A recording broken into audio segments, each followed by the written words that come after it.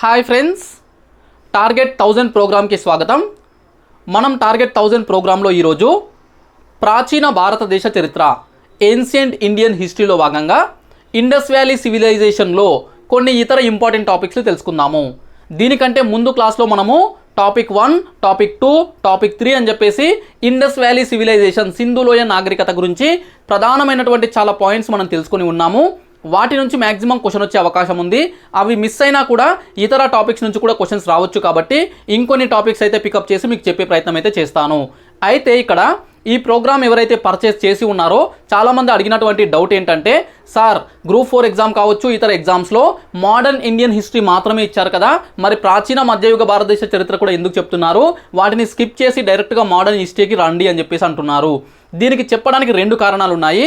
మొదటి కారణం వచ్చేసి మనకు గ్రూప్ 4 ఎగ్జామ్ 2018 పేపర్ చూసినట్లయితే సిలబస్లో ఆధునిక భారతదేశ చరిత్ర మోడర్న్ ఇండియన్ హిస్టరీ అని చెప్పి ఉన్నప్పటికీ కూడా మధ్యయుగ అదేవిధంగా ప్రాచీన భారతదేశ చరిత్ర నుంచి కూడా క్వశ్చన్స్ ఇవ్వడం జరిగింది. ఇది పాయింట్ నెంబర్ 1. అంటే దాని అర్థం ఏంటి, సిలబస్లో ఉన్నట్లు ఎగ్జాక్ట్గా ఈ రిక్రూట్మెంట్ బోర్డులు మెయింటైన్ చేయట్లేదు. కొన్నిసార్లు వాటి పరిధి దాటి కూడా బయటకు వెళ్తున్నాయి. కాబట్టి మనకు ఎలాంటి నష్టం జరగకుండా ఉంటుంది.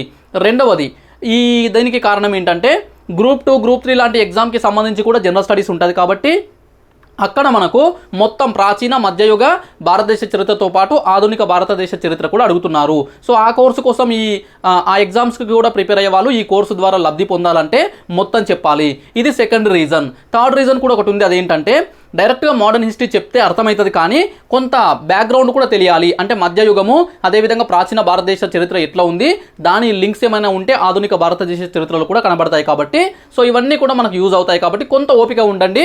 ఎగ్జామ్ కూడా కాస్త లేట్ అయ్యి జరిగే అవకాశం ఉంది. కాబట్టి మీకు మొత్తం కూడా క్లియర్గా కొడితే జాబ్ ఖచ్చితంగా కొట్టాలన్నట్లే మీకు క్లాసెస్ చెప్తాను. ఓకే, ఇక టార్గెట్ 1000 ప్రోగ్రాంలో మనం ఈరోజు టాపిక్ 4th టాపిక్ గురించి డిస్కస్ చేద్దాము. ప్రదేశము, దొరికిన వస్తువులు లేదా ఆధారాలు అన్నాను. ఏ ప్రదేశం అని అంటే ఈ సింధులోయ నాగరికతకు సంబంధించిన ప్రదేశాలు. మనం ఆల్రెడీ డిస్కస్ చేశాము. ఇండస్ వ్యాలీ సివిలైజేషన్ అనేది ప్రపంచంలో ప్రసిద్ధిగాంచిన నాగరికత. మెసపోటోమియా, ఈజిప్టు నాగరికతలు ఎప్పుడైతే ఉన్నాయో వాటితో సమకాలీన అంటే కాంటెంపరీ సివిలైజేషన్, అదేవిధంగా పట్టణ నాగరికత, వెల్ డెవలప్డ్ నాగరికత, ఇలా కొన్ని పాయింట్స్ మనం తెలుసుకున్నాం కదా. అయితే ఇవన్నీ మనకు ఎట్లా తెలిసినాయి? ఓకే, ఎందుకంటే ఎప్పుడో క్రీస్తు పూర్వం 2-3 వేల సంవత్సరాలు, అంటే ఇప్పటి నుంచి చూసినట్లయితే 4-5 వేల సంవత్సరాల కింద అప్పుడు ఇలాంటి టెక్నాలజీ లేదు, ఇలాంటి ఎవిడెన్సెస్ లేవు, ఎలాంటి రాతపూర్వకమైన ఆధారాలు లేవు, అంటే చదివేయగలిగేది ఇలాంటివన్నీ కూడా లేనప్పుడు మరి ఎలా తెలుస్తాయనంటే పురావస్తు శాఖ వాళ్ళు చేసిన తవ్వకాలలో ఈ ప్రదేశాలకు సంబంధించి రకరకాల వస్తువులు బయటపడతాయి. ఒక్కొక్క ప్లేస్లో కొన్ని రకాల వస్తువులు బయటపడతాయి. వాటి ఆధారంగా చరిత్ర అనేది రాయడం జరుగుతుంది. హిస్టరీ అనేది డెవలప్ చేసేటప్పుడు, హిస్టరీ అనేది రాసేటప్పుడు ఏ ప్రాంతానికైనా, ఒక ప్రాంతానికి సంబంధించిన, ఒక రాష్ట్రానికి సంబంధించిన చరిత్ర కావచ్చు, ఒక దేశ చరిత్ర కావచ్చు, ప్రపంచ చరిత్ర కావచ్చు, ఏది రాసినా కూడా దానికి లిఖితపూర్వకమైన అంటే ఈ రిటర్న్ ఎవిడెన్సెస్ ఉంటాయి కదా, ఈ లిటరేచర్ ఇవన్నీ కూడా వాటికి సంబంధించి, అదేవిధంగా ఈ పురావస్తు శాఖకు సంబంధించి అంటే వస్తువులు, కాయిన్స్, కుండలు ఇవన్నీ ఉంటాయి కదా, ఇలాంటి అన్నిటిని గ్యాదర్ చేసుకొని వాటిని ఒక ఆర్డర్లో పెట్టుకొని వాటిని సైంటిఫిక్గా రిసర్చ్ చేసి అప్పుడు చరిత్ర అనేది రాయడం జరుగుతుంది. కాబట్టి మనకు కూడా ఈ ఇండస్ వ్యాలీ సివిలైజేషన్లో దొరికినటువంటి వస్తువులు ఏ ప్రదేశంలో ఏం దొరికినాయి అనే దానిపైన కూడా క్వశ్చన్స్ అయితే అడగడం జరుగుతుంది. ఇది కూడా ఎగ్జామ్ పాయింట్ ఆఫ్ వ్యూలో వెరీ ఇంపార్టెంట్ టాపిక్గా చెప్పొచ్చు. సో ఇది కొంచెం పెద్ద టాపికే. సో ఇవన్నీ కూడా మనం క్లియర్గా తెలుసుకుందాము. ముఖ్యంగా 10-12 పట్టణాలు చాలా ఇంపార్టెంట్ ఇండస్ వ్యాలీ సివిలైజేషన్లో. వాటిలో ఏం దొరికినాయో చూద్దాము. మొదటిది వచ్చేసి హరప్పా. ఇండస్ వ్యాలీ సివిలైజేషన్కి ఇంకొక పేరు హరప్పా నాగరికత. సింధులోయ నాగరికతని హరప్పా నాగరికత అంటారు. ఎందుకంటారు? మొట్టమొదటి ప్రాంతము బయటపడింది ఏది? తవ్వకాలలో హరప్పా, అందుకే ఆ పేరు పెట్టినారని చెప్పేసి కూడా డిస్కస్ చేశాము. హరప్పా ఎప్పుడు 1921లో ఇక్కడ ఈ ప్రదేశం అనేది బయటపడింది. దయారామ్ సహాని అనే వ్యక్తి అనే ఒక ఆర్కియాలజీ డిపార్ట్మెంట్కి చెందినటువంటి పర్సను ఇక్కడ తవ్వకాలు జరిపి వాటిని వెలుగులోకి తీసుకురావడం జరిగింది. హరప్పా 1921లో. ఓకే, సో ఈ ప్రాంతము ఇక్కడ ఏం దొరికినాయి, మనం ప్రధానంగా గుర్తుపెట్టుకోవాల్సింది ఏంటి అనంటే మూపురంగల ఎద్దు ముద్రికలు అనేటివి ఉండేటివి. ఇండస్ వ్యాలీ సివిలైజేషన్ కాలంలో మనకు ఆధారాలు అనేటివి ఈ ముద్రికలు, సీల్స్ అంటాం కదా, ఈ సీల్స్ మీద, ముద్రికల మీద రకరకాల జంతువులు, రకరకాల వస్తువులు, రకరకాల పక్షులు కావచ్చు, ఇంకేవైనా కావచ్చు, ముద్రించి ఉన్నారు. అలాంటి వాటిలో ఈ సింధులోయ నాగరికతలోని హరప్పా పట్టణంలో మూపురంగల ఎద్దు మూపురంగల ఎద్దు ముద్రిక అనేది దొరకడం జరిగింది. ఈ మూపురంగల ఎద్దు ఫేమస్ ఎందుకు ఇంపార్టెంట్ అంటే, మనము సింధులోయ నాగరికత ప్రజలు పూజించినటువంటి, పవిత్రంగా భావించినటువంటి ఆ ప్రజల యొక్క పవిత్రమైన జంతువు ఏది అని అంటే మూపురంగల ఎద్దు. ఓకే, మూపురంగల ఎద్దునే ఇక్కడ ఈ ముద్రిక పైన గుర్తించడం జరిగింది. నెక్స్ట్ 2 ఎర్ర రాతి విగ్రహాలు, అంటే రెడ్ స్టోన్తో తయారు చేసినటువంటి, రెడ్ స్టోన్ ఎర్ర రాతితో తయారు చేసినటువంటి 2 విగ్రహాలు కూడా దొరికినాయి ఈ ప్రదేశంలో. ఏంటా విగ్రహాలు? మొదటిది వచ్చేసి నగ్న పురుష విగ్రహము. ఓకే, నగ్న పురుష విగ్రహం ఒకటి దొరికింది, అది ఎర్ర రాతితో చేయబడి ఉంది. ఇంకా దీని యొక్క విశేషం ఏంటంటే దీనికి మొండెం ఒకటే ఉంది, అంటే తల అనేది లేకుండా దొరికింది. ఇది మనకి ఎక్కడ హరప్పాలో దొరికింది. నగ్న పురుష విగ్రహము ఎర్ర రాతితో చేసినటువంటి, రెడ్ స్టోన్తో తయారు చేసినటువంటిది, ఇది గుర్తుపెట్టుకోవాలి. నెక్స్ట్ నర్తకి విగ్రహము. ఓకే, డ్యాన్స్ గర్ల్ అనమాట, నర్తకి విగ్రహము. అయితే ఈ నర్తక విగ్రహాన్ని ఇంకొక నర్తక విగ్రహం కూడా ఉంటుంది, దానితో కంపేర్ చేయొద్దు, అది వేరు ఇది వేరు. నగ్న నర్తక విగ్రహం అని ఒకటి వస్తుంది, నేక్డ్ డాన్సింగ్ గర్ల్ అని చెప్పేసి వస్తుంది. అది వచ్చేసి బ్రాంజ్తో చేసింది, కంచుతో తయారు చేసినటువంటి నగ్న నర్తక విగ్రహం ఒకటి చూస్తాం మనము, వెరీ వెరీ ఇంపార్టెంట్. అది కాదు, ఇది హరప్పలో దొరికింది నగ్న నర్తక విగ్రహం కాదు, జస్ట్ డాన్సింగ్ గర్ల్, అది కూడా ఎర్ర రాతితో చేసినటువంటి డాన్సింగ్ గర్ల్ విగ్రహం అయితే దొరికింది ఈ హరప్పా ప్రాంతంలో. సో ఎర్ర రాతితో తయారు చేసిన 2 విగ్రహాలు, ఒకటి నగ్న పురుష విగ్రహము, రెండవది నర్తకి విగ్రహము, ఇవి 2 దొరికినాయి. నెక్స్ట్ 2 వరుసలలో, అంటే 2 rows, 2 వరుసలలో 6+6 ఉండే విధంగా మొత్తం 12 ధాన్యాగారాలు గ్రానరీస్ ఉంటాయి కదా, వాటిని కూడా ఇక్కడ గుర్తించారు. ఎన్ని? మొత్తము 12. అవి వరుసగా ఉన్నాయి, అయితే ఒకటే వరుసలో లేవు, 2 వరుసల్లో ఉన్నాయి. అవి కూడా హరప్పాలో గుర్తించారు. ఇక్కడ ఈ డయాగ్రామ్ చూస్తే అదే అనమాట. చూడండి, 1 2 3 4 5 6 ఇలా ఒక వరుస, 1 2 3 4 5 6 ఇలా ఒక వరుస. ఈ విధంగా మనకు హరప్పా పట్టణంలో ఈ 2 వరుసల్లో ఉన్నటువంటి 12 ధాన్యాగారాలు, ఒకవైపు 6 ఒకవైపు 6, ఇవి కూడా గుర్తించారు. ఇక్కడ ఇంపార్టెంట్ పాయింట్ ఏంటంటే మనం గుర్తుపెట్టుకోవాల్సింది, ఈ హరప్పా పట్టణాన్ని ధాన్యాగారాల నగరము, సిటీ ఆఫ్ గ్రానరీస్ అని చెప్పేసి కూడా అంటాము. Okay, Harappa is well known as city of granaries. ఎందుకు? ఇక్కడ మనకు 12 ధాన్యాగారాలు దొరకడం జరిగింది. ఎక్కడ కూడా ఇంత సంఖ్యలో మనకు ధాన్యాగారాలు దొరకలేదు హరప్పా పట్టణాలలో, అందుకే దీన్ని ధాన్యాగారాల పట్టణం అని చెప్పేసి అంటాము. 2 వరుసల్లో 12 ధాన్యాగారాలు లభించాయి. నెక్స్ట్ అమ్మ తల్లి విగ్రహము, అదేవిధంగా నటరాజ విగ్రహాలు కూడా లభించాయి. అమ్మ తల్లి, నటరాజ విగ్రహాలు కూడా ఇక్కడ లభించాయి. మనం చెప్పుకున్నాం కదా, ఈ సింధులోయ నాగరికత ప్రజల యొక్క పవిత్రమైన దేవత ఎవరు అని అంటే అమ్మ తల్లి. వీళ్ళు పూజించినటువంటి దేవత అమ్మ తల్లి. సో ఈ అమ్మ తల్లి విగ్రహం కూడా దొరికింది ఇక్కడ. అదేవిధంగా నటరాజ విగ్రహం కూడా దొరికింది ఈ హరప్పా ప్రాంతంలో. నెక్స్ట్ శవపేటిక, కఫిన్ అని చెప్పేసి అంటాం కదా, ఒక శవపేటికలో, అది కూడా చెక్కతో తయారు చేసినటువంటి శవపేటికలో శరీరాన్ని, ఓకే, డెడ్ బాడీ, చనిపోయినటువంటి శరీరాన్ని పెట్టి పూడ్చిన ఆనవాళ్ళు. ఓకే, సో ఇక్కడ ఏం దొరికిందనంటే శవపేటిక, చెక్కతో చేసినటువంటి కఫిన్లో చనిపోయినటువంటి వ్యక్తుల యొక్క బాడీస్ని పెట్టి పూడ్చినట్లుగా అక్కడ ఎవిడెన్సెస్ కూడా దొరికినాయి. ఎక్కడ? హరప్పా పట్టణంలో. నెక్స్ట్ హెచ్ ఆకారపు సమాధులు. ఓకే, సమాధులు ఉంటాయి కదా, ఈ సమాధులు కూడా ఏ ఆకారంలో ఉన్నాయి? హెచ్ ఆకారంలో ఉన్నాయంట. హెచ్ ఆకారంలో ఉన్న సమాధులు కూడా దొరికినవి ఈ హరప్పా పట్టణంలో. సో ఈ పాయింట్స్ గుర్తుపెట్టుకోండి. ఇవన్నీ కూడా మనకు ఏదో డైరెక్ట్ క్వశ్చన్లో అడగొచ్చు, లేదా మ్యాచ్ ద ఫాలోయింగ్, లేదంటే ఇంకా ఏ విధమైన క్వశ్చన్లో అయినా, స్టేట్మెంట్ రూపంలో అయినా కూడా అడగొచ్చు. మూపురంగల ఎద్దు, ముఖ్యంగా 2 ఎర్రరాతి విగ్రహాలు, ఈ ధాన్యాగారాలు, ఇవన్నీ కూడా గుర్తుపెట్టుకోవాల్సిన అంశాలు హరప్పా పట్టణంలో దొరికినటువంటివి. నెక్స్ట్ మనం చూసే పట్టణము, ప్రధానమైనటువంటి పట్టణము, హరప్పా తర్వాత హరప్పా కంటే ఎక్కువగా కూడా ఇంపార్టెన్స్ ఉన్నటువంటి పట్టణము మొహంజోదారో. ఇండస్ వ్యాలీ సివిలైజేషన్లో very very important town Mohenjodaro. So friends, ఇక్కడ మొహంజోదారో అనగానే ఎగ్జామ్ పాయింట్ ఆఫ్ వ్యూలో మీకు గుర్తుకు రావాల్సింది అతిపెద్ద అనే పదము. అతిపెద్ద అని చెప్పేసి ఏది అడిగినా కూడా మొహంజోదారోనే ఆన్సర్ చేయండి.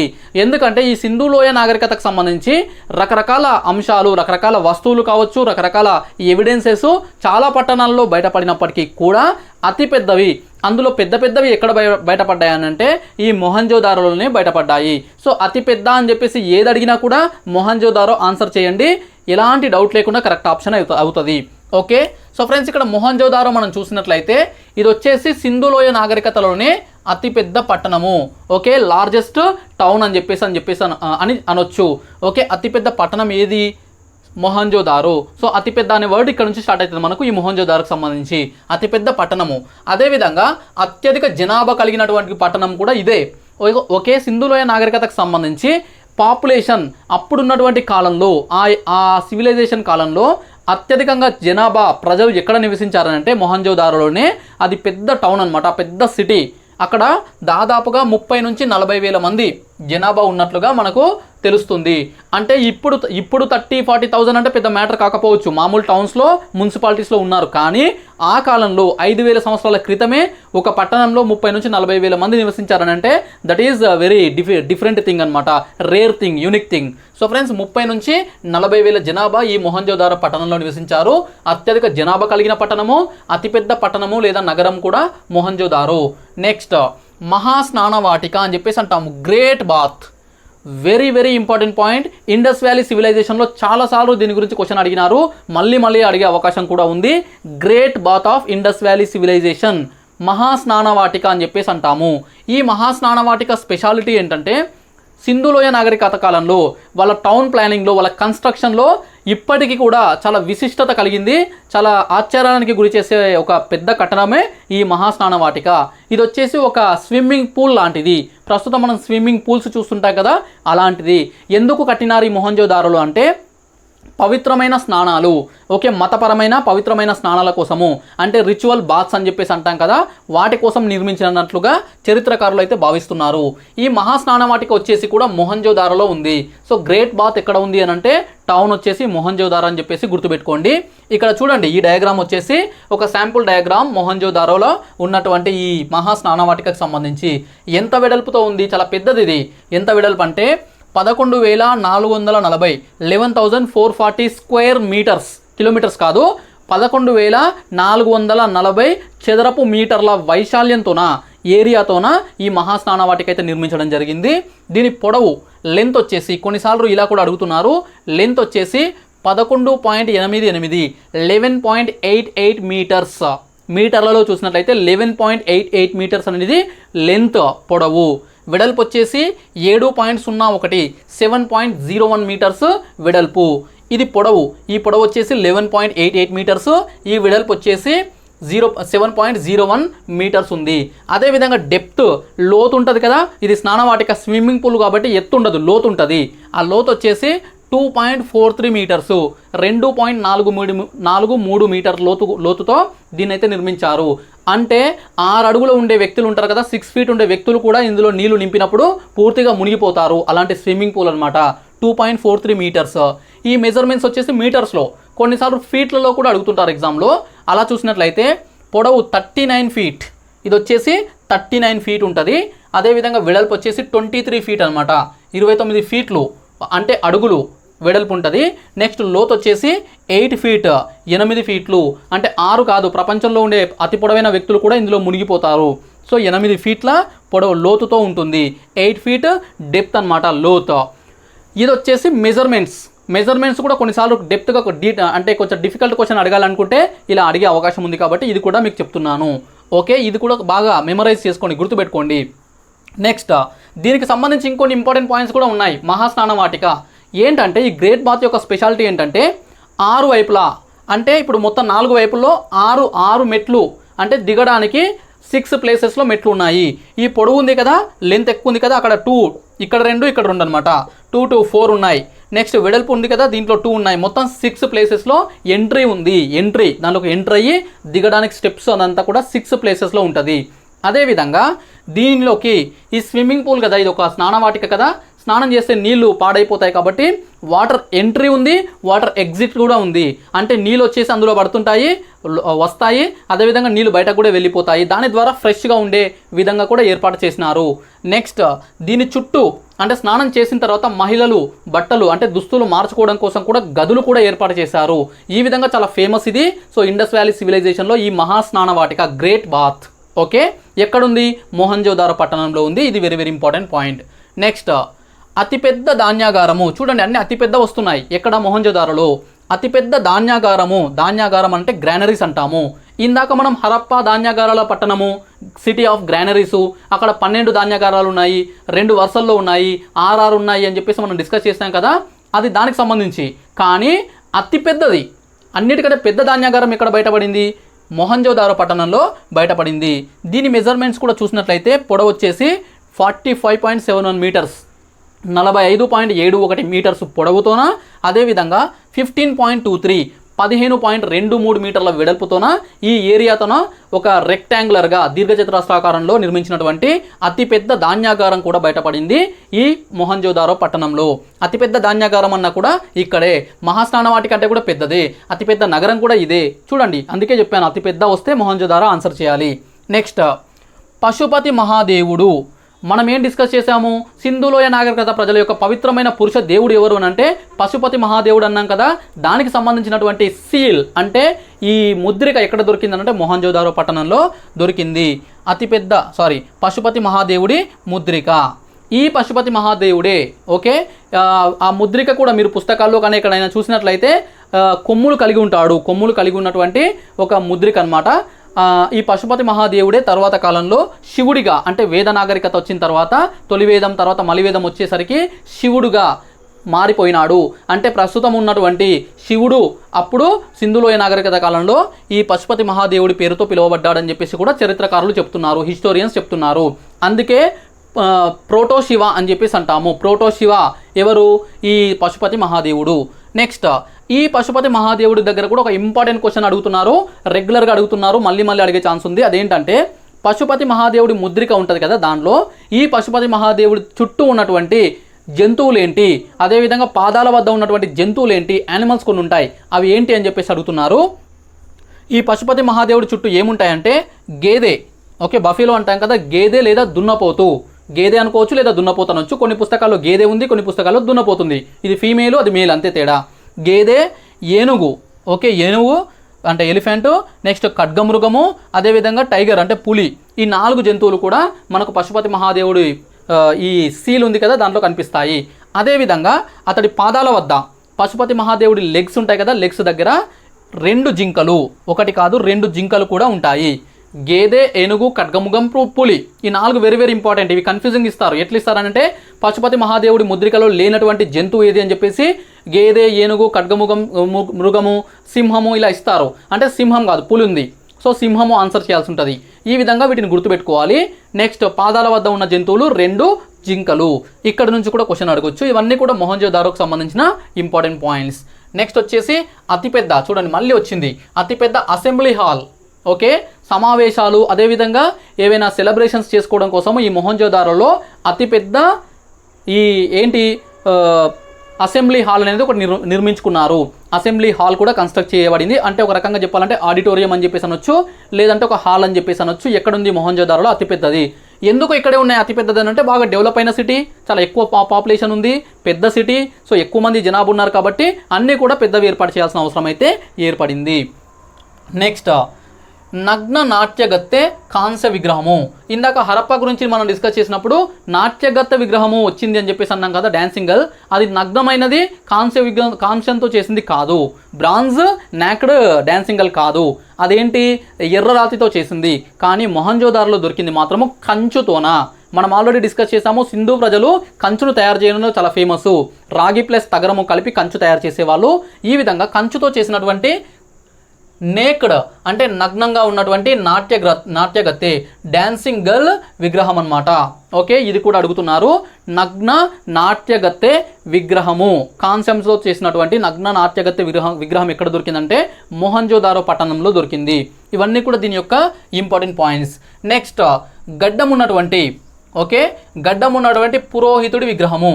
కొన్ని మీరు వెబ్సైట్లో, ఇంటర్నెట్లో ఏదైనా ఇండస్ వ్యాలీ సివిలైజేషన్ కోసం ఇమేజెస్ సెర్చ్ చేస్తే అక్కడైనా పుస్తకాలపైన చాలా చోట్ల మనకు ఒక వ్యక్తి కనిపిస్తాడు, ఒక ఫేస్ కనిపిస్తుంది, ఇలా గీతలు ఉంటుంది మొత్తం, అంటే మొత్తం గడ్డం ఉన్నట్లుగా మనకు తెలుస్తుంటుంది. ఒక విగ్రహము దొరికిందనమాట. సో ఈ పురోహితుని విగ్రహం దొరికింది. దానికి అంటే అతను గడ్డం కలిగి ఉన్నటువంటి పురోహితుని విగ్రహము. పురోహితుడు అని అనుకుంటున్నారు. వాస్తవానికి అప్పుడున్నటువంటి కాలంలో ఎవరు ఆ రాజ్యాన్ని అంటే ఆ సింధులోయ నాగరికత కాలంలో ఎవరు రూల్ చేశారో, అదేవిధంగా వాళ్ళ మతము ఏ దేవుని పూజించారు, ఇలాంటి వాటిపైన క్లియర్గా ఎవిడెన్సెస్ లేవు. కానీ పూజారులు ఉన్నారా లేరా అంటే కూడా క్లియర్గా ఎవిడెన్సెస్ లేవు. కానీ ఒక రకంగా చెప్పాలంటే పురోహితుడు లాంటి వాడే. సో గడ్డంతో ఉన్నటువంటి పురోహితుని విగ్రహం ఎక్కడ దొరికింది? ఈ మొహంజోదారోలో. ఇవన్నీ కూడా మొహంజోదారోలో దొరికినటువంటి విశిష్టమైన అంశాలు, విగ్రహాలు లేదా ప్రదేశాల్లో ఉన్నటువంటి కట్టడాలు. అందులో మనం ముఖ్యంగా గుర్తుపెట్టుకోవాల్సింది అతిపెద్ద ఇవి గుర్తుపెట్టుకోండి. వాటితో పాటు నగ్న నాట్యగత్తె, గడ్డమున్నటువంటి పురోహితుడు, అదేవిధంగా పశుపతి మహాదేవుడు, ఇవన్నీ కూడా మొహంజోదారో విశిష్ట లక్షణాలు, అక్కడ దొరికినటువంటి బయటపడినటువంటి వస్తువులు మరియు ఇతర అంశాలు. చాన్హుదారో సింధులోయ నాగరికత కాలంలో ఉన్నటువంటి పట్టణాలలో ఇంకొక పట్టణము చాన్హుదారో. ఈ చాన్హుదారో పట్టణంలో వచ్చేసి మనకు నటరాజ విగ్రహం దొరికింది. నటరాజ విగ్రహం హరప్పాలో కూడా దొరికింది, ఇక్కడ కూడా నటరాజ విగ్రహం అనేది దొరికింది. ఎక్కడ? హరప్ప, అదేవిధంగా ఈ చాన్హుదారో పట్టణంలో. సో చాన్హుదారో పట్టణంలో నటరాజ విగ్రహం అయితే దొరకడం జరిగింది. నెక్స్ట్ వెరీ ఇంపార్టెంట్, సిరాబుడ్డి, ఇంకు పాట్ అంటాము. సిరాబుడ్డి ఎక్కడ దొరికింది అని అడగొచ్చు. సింధులోయ నాగరికత కాలానికి సంబంధించి జతపరచండి అని చెప్పేసి సిరాబుడ్డి ఇట్లా కొన్ని ఇచ్చి అలా కూడా అడగొచ్చు. సిరాబుడ్డి అంటే ఇంకు పాట్ అనమాట. ఇంకు పాట్ ఎక్కడ దొరికింది అని అంటే చాన్హుదారోలో దొరికింది, సిరాబుడ్డి అంటాము. Next very important, lipstick. Okay, so friends, lipstick కూడా ఈ సింధు ప్రజలు వాడినట్లుగా మనకు తెలుస్తుంది. అంటే అలంకారానికి కూడా చాలా ఇంపార్టెన్స్ ఇచ్చినట్లుగా స్త్రీలు మనకు తెలుస్తుంది. సో ఇప్పటిది కాదు, మనం అంటుంటాం కదా, జనరల్గా విమర్శిస్తుంటాము లిప్స్టిక్ పెట్టుకున్నప్పుడు అలాంటి మహిళలను, స్త్రీలను మనం అంటుంటాం, కామెంట్ చేస్తుంటాం కదా లిప్స్టిక్ వాడినట్లుగా. సో ఇది ఇప్పటిది కాదు, ఈ కల్చరు 5000 సంవత్సరాల పూర్వమే సింధులోయ నాగరికత కాలం నుంచే కూడా ఈ లిప్స్టిక్ అనేది వాడకం అనేది మనకు కనిపిస్తుంది.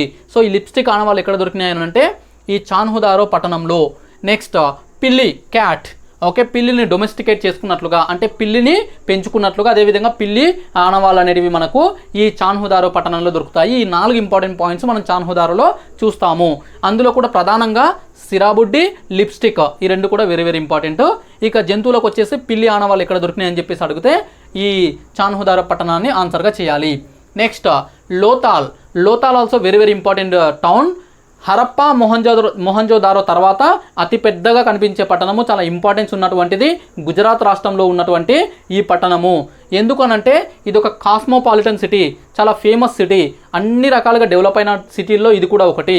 ఇక్కడ వ్యాపారము, అదేవిధంగా అంతర్జాతీయ వ్యాపారం కూడా బాగా అభివృద్ధి చెందింది. ఓకే, నౌకా పరిశ్రమకు కూడా ఇది ఫేమస్. ప్రపంచంలోనే అతి ప్రాచీన టైడల్ ఓడరేవు.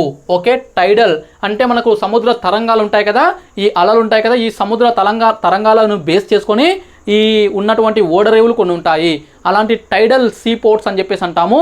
ప్రపంచంలోనే అతి ప్రాచీన టైడల్ సీ పోర్ట్ ఏది అని అంటే లోతాల్. ఓకే, హరప్పా నాగరికత కాలానికి సంబంధించిన లోతాల్ టైడల్ ఓడరేవు.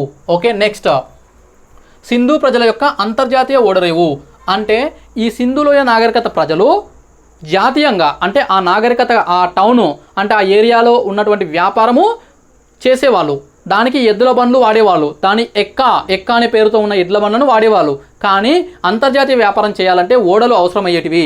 ముఖ్యంగా మెసపటోమియా నాగరికత, ఇరాక్ ఆ ప్రాంతంలో ఉన్న మెసపటోమియా నాగరికతతోన వీళ్ళు వ్యాపారం చేయాలంటే సముద్ర మార్గమే ఉండేది. సముద్ర మార్గంలో వీళ్ళు వ్యాపారం చేసేవాళ్ళు. సో ఇంటర్నేషనల్ ట్రేడ్ అనమాట, అంతర్జాతీయ వాణిజ్యము.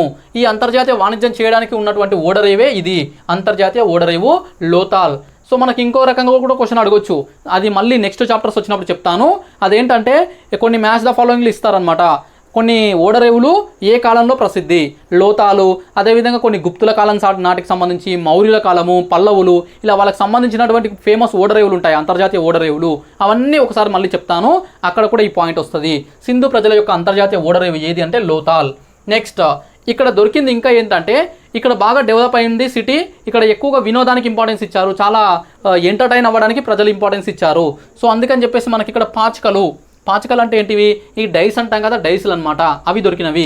నెక్స్ట్ చెస్ ఆటకు సంబంధించి చెస్ బోర్డు కూడా లోతాల్ పట్టణంలో దొరికింది. సో ఈ ఎంటర్టైన్మెంట్కి సంబంధించిన అంశాలు వచ్చినప్పుడు లోతాల్ అని ఆన్సర్ చేయండి. చెస్ బోర్డు ఎక్కడ దొరికింది, ఈ పాచికలు ఎక్కడ దొరికినాయి అంటే లోతాల్. నెక్స్ట్ స్త్రీలు, అదేవిధంగా పురుషులు, మేల్ అండ్ ఫీమేల్ అంటే హస్బెండ్ అండ్ వైఫ్ ఉండొచ్చు. ఈ మేల్ అండ్ ఫీమేల్ ఇద్దరిని కలిపి కుండలలో పెట్టి పూడ్చిన సమాధులు. అంటే కుండలో ఇద్దరు, పురుష స్త్రీ ఇద్దరిని కూడా కుండలో పెట్టి పూడ్చినట్లుగా సమాధులు దొరికినవి. అంటే దీని ఆధారంగా ఏం చెప్పొచ్చు అంటే, ఇద్దరు చనిపోతే అందులో పెట్టి పూడ్చాలి, కానీ ఇద్దరు ఒకటేసారి చనిపోతారా అంటే లేదు, పురుషుడన్నా ముందు చనిపోవచ్చు, స్త్రీ అన్నా ముందు చనిపోవచ్చు. అంటే ఇక్కడ సతీ సహగమనము, అంటే భర్త చనిపోతే భార్యను కూడా చంపేయడము, అంటే ఆమె కూడా చనిపోవడము తనతో పాటు. ఈ విధంగా ఇద్దరు కలిపి ఉన్నారంటే సతీ సహగమనము ఆచరణలో ఉన్నది ఈ ఇండస్ వ్యాలీ సివిలైజేషన్ కాలంలో, ముఖ్యంగా లోతాల్లో అని చెప్పేసి మనకు ఎవిడెన్స్గా తీసుకోవచ్చు. సో ఇది సతీ సహగమనానికి ఆధారంగా తీసుకోవచ్చు. స్త్రీ పురుషులను కలిపి కుండల్లో పెట్టి పూడ్చిన సమాధులు ఎక్కడ దొరికినాయి అంటే లోతాల్లో. నెక్స్ట్ హోమం చేసినట్లుగా మనకు హోమగుండం కూడా ఒకటి లభించింది ఇక్కడ, హోమగుండము. నెక్స్ట్ అద్దకం తొట్లు అని చెప్పేసి అంటాము. ఓకే, డయింగ్ వ్యాట్స్ అని చెప్పేసి అంటాము, అవి కూడా దొరికినవి. నెక్స్ట్ కొలబద్ద అంటే కొలవడానికి, ఓకే, మెజర్మెంట్స్ కోసము, పొడవులు కొలవడం కోసము, అంటే కొలబద్ద అంటే స్కేల్, సింపుల్గా ఇంగ్లీష్లో చెప్పాలంటే స్కేల్ అనమాట. స్కేల్ కూడా దొరికింది ఇక్కడ లోతాల్ పట్టణంలో. ఇవన్నీ లోతాలకు సంబంధించిన ఇంపార్టెంట్ పాయింట్స్, వీటి నుంచి కూడా క్వశ్చన్ రావచ్చు. నెక్స్ట్ కాళీబంగన్ అంటే నల్ల గాజులు అని చెప్పేసి మీనింగ్ అని చెప్పేసి అన్నాం కదా, మళ్ళీ ఒకసారి గుర్తు చేస్తున్నాను. కాళీబంగన్ అంటే నల్ల గాజులు. ఇక్కడ అమ్మతల్లి విగ్రహం దొరికింది. ఓకే, హరప్పా పట్టణంలో కూడా దొరికింది అమ్మతల్లి విగ్రహము, ఇక్కడ కూడా అమ్మతల్లి విగ్రహం అయితే దొరికింది కాళీబంగన్లో. నెక్స్ట్ ఇక్కడ వెరీ వెరీ ఇంపార్టెంట్ ఏంటంటే లిపి అంటే ఏంటిది? ఒక లిటరేచర్, ఒక రాత అనమాట. ఏ భాష అయినా మాట్లాడినప్పుడు దానికి ఒక లిపి కూడా ఉంటుంది. చాలా భాషలకు లిపి ఉన్నప్పుడు అది రాయడం ద్వారా, వాటిని అర్థం చేసుకోవడం ద్వారా మనము సమాచారాన్ని ట్రాన్స్మిట్ చేస్తుంటాము. ఈ విధంగా లిపి అనేది సింధులోయ నాగరికత కాలానికి సంబంధించిన లిపి ఎక్కడ దొరికింది? కాళీబంగన్. ఓకే, అది గుర్తుపెట్టుకోండి. ఈ లిపి ఏంటి అని అంటే సర్పలేఖనం అని చెప్పేసి అంటాము. సర్పలిపి అని చెప్పేసి అంటాము. అంటే దీన్ని ఇంకొక పేరుతో కూడా పిలుస్తారు, బౌస్ట్రోఫిడాన్ అని చెప్పేసి కూడా అంటారు. బౌస్ట్రోఫిడాన్ ఏంటి? సింధులోయ నాగరికత కాలానికి సంబంధించినటువంటి లిపి అనమాట, రాసిన విధానము. ఇది వచ్చేసి మనకి ఎట్లా ఉంటుంది అంటే సర్పలిపి ఇలా కుడి నుంచి ఇలా ఎడమకుంటుంది, ఎడమ నుంచి మళ్ళీ కుడికి ఉంటుంది, కుడి నుంచి ఇలా ఎడమకుంటుంది, ఎడమ నుంచి కుడి, కుడి నుంచి ఎడమ, ఎడమ నుంచి కుడి, ఇలా ఒక పాము ఆకారంలో, పాము ఎలా అయితే ఇలా ఉంటుందో దానిలాగా ఉంటుంది కాబట్టి సర్పలేఖనం అని చెప్పేసి అంటారు. జనరల్గా లిటరేచర్ మనం రాసే విధానం ఏదైనా లిపి ఏదైనా చూసినట్లయితే కుడి నుంచి ఎడమకన్నా ఉంటుంది, ఎడమ నుంచి కుడికన్నా ఉంటుంది. అంటే ఇలా కుడి నుంచి ఎడమకి ఇలా రాసుకుంటూ పోతాం, ఇలా రాస్తాం అనమాట, ఇలా రాసుకుంటూ పోతాం. లేదంటే రివర్స్, ఎడమ నుంచి కుడికి ఇలా రాస్తాం. కానీ ఇది ఎలా ఉంటుందంటే ఇట్లా ఉంటుంది అనమాట. అందుకే ఇది సర్పలేఖనం అని చెప్పేసి అంటాము, సింధు ప్రజల యొక్క లిపి. దీనికి సంబంధించి ఇంకో పాయింట్ ఏంటంటే ఇప్పటి వరకు కూడా ఎంతోమంది హిస్టోరియన్స్, ఎంతోమంది ప్రముఖ వ్యక్తులు ఈ సింధులోయ నాగరికత కాలంలో దొరికినటువంటి ఈ లిపి ఉంది కదా, దాన్ని చదవడానికి ప్రయత్నం చేసినారు. ఎంత ప్రయత్నం చేసినా కూడా దాన్ని డీకోడ్ చేయలేకపోయారు. ఇప్పటికి కూడా అసలు అందులో ఏముంది, ఏం రాశారనేది తెలియదు. అది కనుక ఒకసారి కనుక దాన్ని మనం అర్థం చేసుకున్నట్లయితే ఎన్నో విషయాలు మనకు తెలుస్తాయి సింధులోయ నాగరికత కాలానికి. ప్రస్తుతానికైతే తెలియవద్దని అనుకుందాము. అవి తెలిస్తే మళ్ళీ మన కాంపిటేటివ్ ఎగ్జామ్స్లో మళ్ళీ క్వశ్చన్స్ పడతాయి. సో అది దీనికి సంబంధించిన పాయింట్. అది కూడా ఈ లిపి ఎలా ఉందనంటే బొమ్మలు మొత్తం రకరకాల బొమ్మలతోన రాసినటువంటి లిపి. అందుకే అసలు అర్థం కావట్లేదు ఇప్పటికీ కూడా. నెక్స్ట్ ఈ కాళీబంగన్లో 7 హోమగుండాలు, హోమం చేసినట్లుగా 7 హోమగుండాలు దొరికినవి. అదేవిధంగా జంతువులను బలిచ్చినట్లుగా కూడా ఆధారాలు దొరికినవి కాళీబంగన్ అనే పట్టణంలో సింధులోయ నాగరికత కాలానికి సంబంధించి. నెక్స్ట్ బన్వాలి లేదా బనవాలిలో ఇంపార్టెంట్ పాయింట్ ఏంటంటే 11 గదుల భవనం. ఇది కూడా కొన్ని ఎన్సీఆర్టీ బుక్స్ అక్కడక్కడ కనిపిస్తుంది ఈ డయాగ్రామ్, ఈ ఇమేజ్ అనేది. 11 గదులు ఉన్నాయి. జనరల్గా సింధులోయ నాగరికత కాలంలో 2-3 గదులు ఉండే ఇండ్లు కనిపిస్తాయి, కానీ 2 అంతస్తుల భవనాలు కూడా కనిపిస్తాయి. కానీ 11 గదులు అంటే చాలా విలాసవంతమైన, అంటే ధనికులు అన్నట్లు. సో ఈ 11 గదులు ఉన్నటువంటి భవనం కూడా దొరికింది ఎక్కడ? బనవాలి అనే పట్టణంలో. నెక్స్ట్ పులి, టైగర్కి సంబంధించిన ముద్రిక కూడా దొరికింది. ఇక టెర్రాకోటతో చేసినటువంటి నాగలి ఉంటుంది కదా దున్నడానికి, ఆ నాగలి యొక్క బొమ్మ దొరికింది. నెక్స్ట్ బార్లీ పంట, సింధు ప్రజల యొక్క ప్రధాన పంటల్లో గోధుమ, బార్లీ ఉన్నాయి కదా, ఈ బార్లీ పంట పండించినట్లు కూడా ఈ బనవాలి అనే పట్టణంలో మనకు కనిపిస్తుంది. సో ఇవి కూడా చాలా ఇంపార్టెంట్ పాయింట్స్. ఇక్కడ నుంచి కూడా క్వశ్చన్స్ అడగడానికి చాలా అవకాశం అయితే కనిపిస్తుంది. నెక్స్ట్ మనం ఈ ఇండస్ వ్యాలీ సివిలైజేషన్కి సంబంధించి ఇంకొన్ని పట్టణాలు చూద్దాము. అందులో 1 లేదా 2 పాయింట్స్ ఒక్కొక్క పట్టణంలో ఇంపార్టెంట్ ఉంటాయి, బట్ వెరీ వెరీ ఇంపార్టెంట్ అనమాట. అవి వచ్చేసి మనకు సర్కటోడా అనే పట్టణానికి సంబంధించి మనకు మెయిన్ ఇంపార్టెంట్ పాయింట్ ఒకటి ఉంది. అది వచ్చేసి గుర్రం. ఓకే, గుర్రం యొక్క అవశేషాలు, హార్స్ యొక్క అవశేషాలు దొరికినవి. అయితే మనకు ఆల్రెడీ డిస్కస్ చేసాము, సింధు ప్రజలకు తెలియనటువంటి జంతువు ఏది అని అంటే కొన్ని జంతువులు ఉన్నాయి, అందులో గుర్రం ఒకటి. గుర్రం తెలియదు కదా, మళ్ళీ ఇక్కడ దొరికింది కదా అని చెప్పేసి ఒక కాంట్రవర్సీ ఉంది. దీనిపైననే చాలామంది చరిత్రకారులు ఉంటారు కదా, హిస్టోరియన్స్, ఏమంటున్నారనంటే ఇది గుర్రం కాదు, మనం గుర్రం అనుకుంటున్నాం కానీ అది గుర్రం కాదు, కంచర గాడిద. ఓకే, సో ఈ జీబ్రా ఉంటుంది కదా, దాని యొక్క అవశేషాలు అని చెప్పేసి అంటున్నారు.